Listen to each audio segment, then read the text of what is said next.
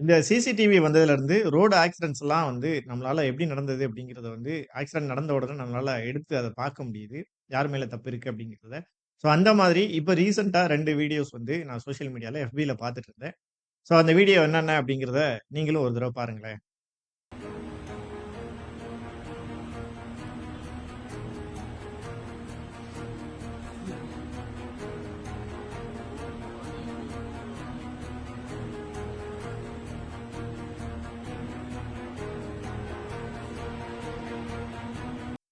So இந்த first வீடியோல சென்னையில வந்து தாம்பரத்துல நடந்ததுன்னு நெனைக்கிறேன். ஸோ அந்த கார் டிரைவரால தூரத்திலேயே அந்த பசங்க வர்றத வந்து பார்த்திருக்கவும் முடியும்.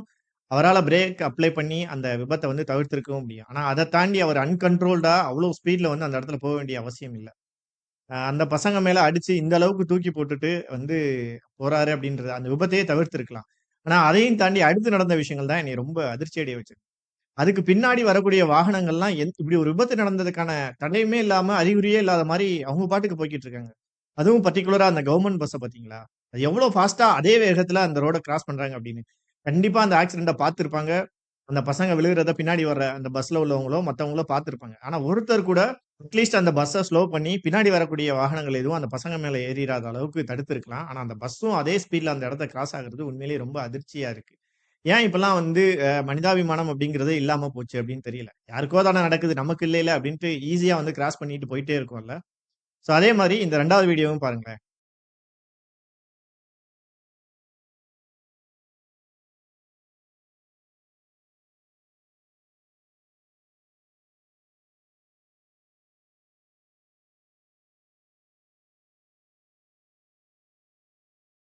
அது மாரி இந்த 2வது வீடியோவையும் நம்ம கொஞ்சம் டீப்பா அப்சர்வ் பண்ணும்போது, அந்த கார் டிரைவரோட விசிபிள் ரேஞ்சுல தான் அந்த முதியவர் வந்து மயங்கியோ அல்லது போதையிலேயோ கிடக்காருன்னு வைங்களேன்.